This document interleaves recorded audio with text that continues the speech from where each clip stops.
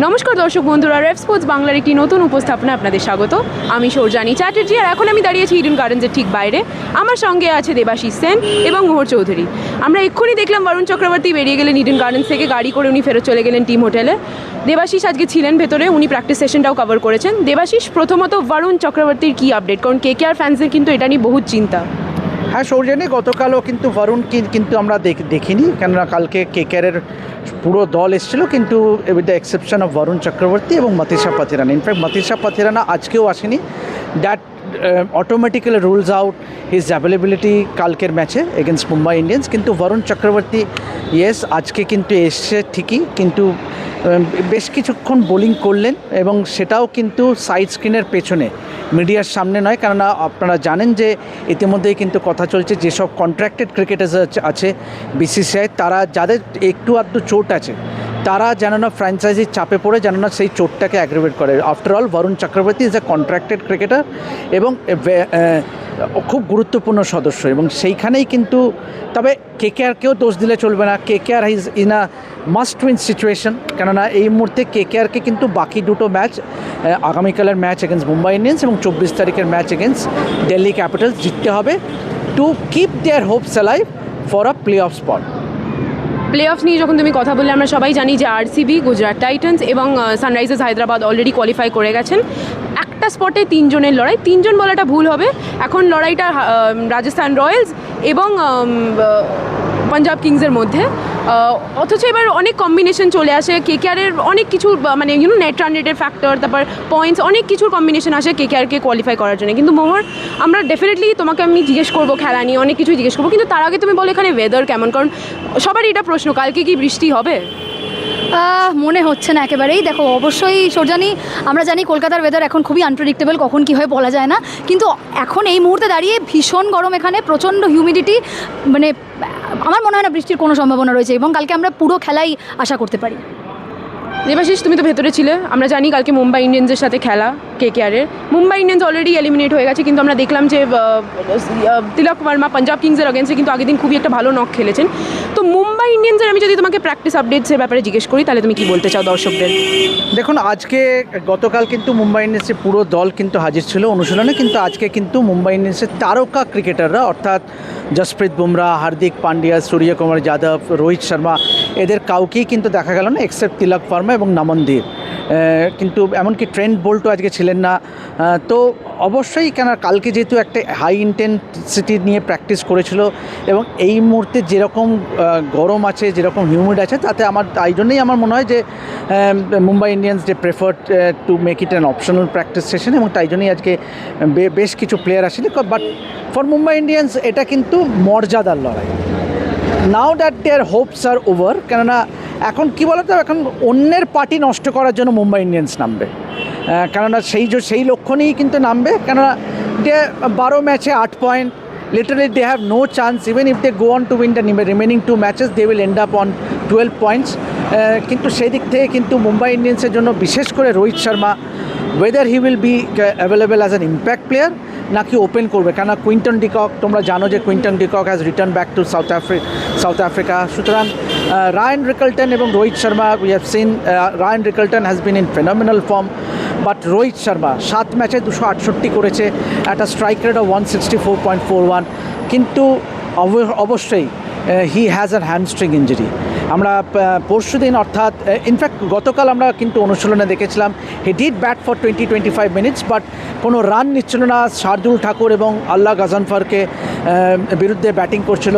তো that will be in the back of his mind, বা মুম্বাই ইন্ডিয়ান্সের ম্যানেজমেন্টেরও দেখার বিষয় যে whether they would like to play him as an impact sub, যেটা কিন্তু এইবারের আইপিএলে কিন্তু আমরা দেখেওছি এর আগে Rohit Sharma playing in as an impact sub, নাকি he plays in as an opener. Mohan, আমরা সবাই জানি যে হার্দিক পান্ডিয়া লাস্ট কয়েকটা ম্যাচ উনি খেলেননি ব্যাক স্প্যাজমের জন্য। তো তোমার কি মনে হয় মুম্বাই ইন্ডিয়ান্স যে টিমটা, ওনারা কি Hardik Pandya as a captain বা Hardik Pandya as a player খুব মিস করছেন ওনাকে ওই প্লেইং 11-এ?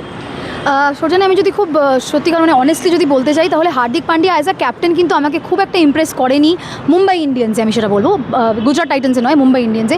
যে কোনো কারণে হতে পারে, প্রেশারের কারণে হতে পারে, রোহিত শর্মার যে লেগেসি সেটাকে ক্যারি ফরওয়ার্ড করার জন্য সেটা একটা প্রেশার হতে পারে। বাট যাই হোক, আমার মনে হয় না ক্যাপ্টেন অ্যাজ মানে হার্দিক পান্ডিয়া অ্যাজ আ ক্যাপ্টেনকে মিস করছে। বা তার থেকেও বড় কথা, Hardik Pandya as a finisher যে রোলটা পারফর্ম করে, এবার হয়তো ওনাকে আমরা সেরমভাবে খেলতে দেখিনি, কারণ আগেন সেটা প্রেশারের কারণেই হতে পারে, ক্যাপ্টেন্সি প্রেশার। বাট হার্দিক পান্ডিয়াকে আমরা চিনে এসেছি, এত বছর ধরে ইন্ডিয়ার জন্য খেলেছেন উনি, যে ক্লাচ সিচুয়েশন যে উনি হি stood up for the team, সেই ফ্যাক্টরটা হয়তো মুম্বাই ইন্ডিয়ান্স মিস করেছে কদিন। বাট কালকে আমি দেবাশিসা তোমায় জিজ্ঞেস করবো, কালকে কি হার্দিক পান্ডিয়া খেলবে? দেখো, খেলবে থেকেও যেটা বড় কথা এই মুহূর্তে কিন্তু মুম্বাই ইন্ডিয়ান্স ড্রেসিং রুমে যদি আমরা তাকাই, কিন্তু খুব একটা হ্যাপি ড্রেসিং রুম নয়।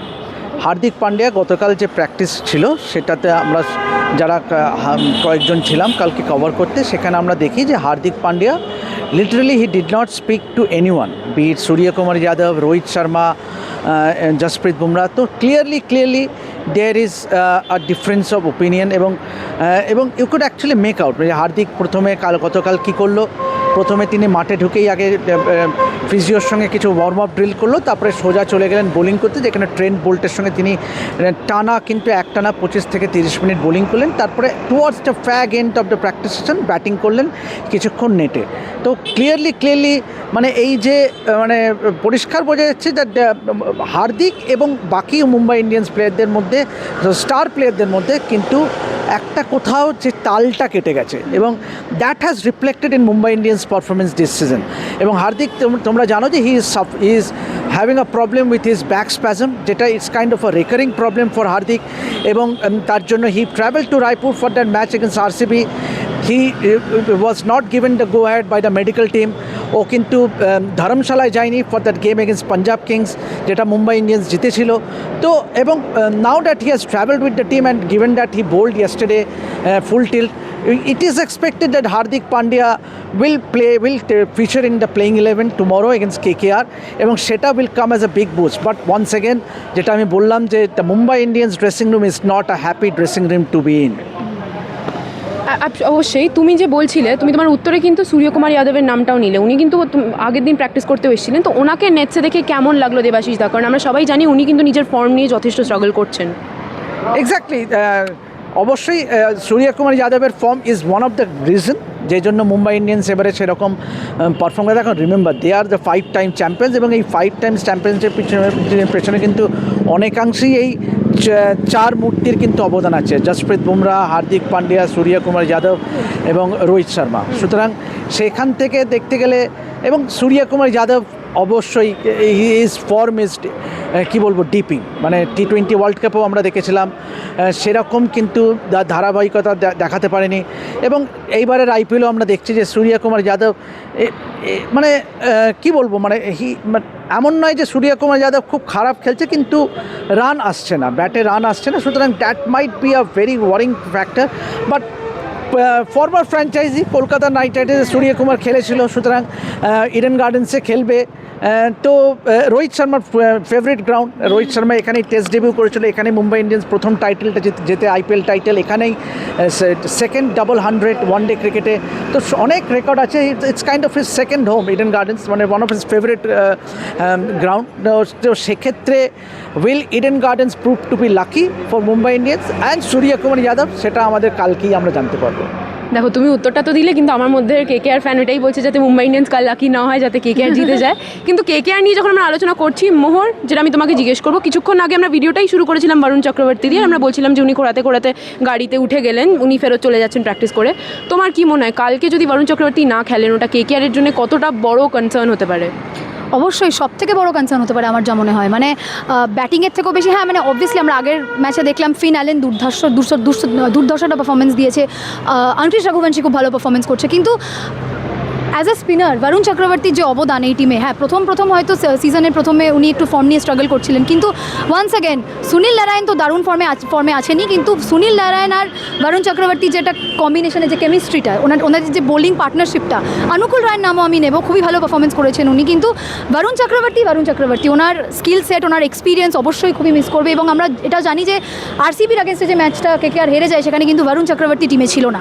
তো once again it will be a big concern. কিন্তু লেটস সি কী হয়, বাট আমার মনে হয় বরুণ চক্রবর্তীকে অবশ্যই খুব খুব মিস করবে টিম। শেষ প্রশ্ন, ভিডিওটি শেষ করার আগে আমরা কেকেআর নিয়ে কথা বলছি, সুনীল নারিন নিয়ে কথা না বললে আমাদের মনে হয় এটা ঠিক হবে না। সুনীল নারিনকে নিয়ে আমাদের কিছু বলতেই হবে। দেবাশিস দা, তুমি তো প্রথম থেকেই কভার করছো কেকেআরকে, যবে থেকে আইপিএল শুরু হয়েছে, আর তুমি সুনীল নারিনকে দেখেছো উনি কত ভালো ফর্মে আছেন থ্রু আউট, আর কেকেআরের জন্য উনি কিন্তু স্ট্যান্ড আউট পারফর্মার। ওনাকে নিয়ে তুমি কি বলতে চাও? নেটসে তুমি কি অবজার্ভ করেছো? যদি এ মরশুমে কেকেআর চ্যাম্পিয়ন হয় চতুর্থবারের জন্য, সেটা তো তাহলে তো মানে আমি হাইপোথেটিক্যালি, তাহলে অবশ্যই ইডেন গার্ডেন্সের সামনে সুনীল নারিনের একটা মূর্তি বসানো উচিত।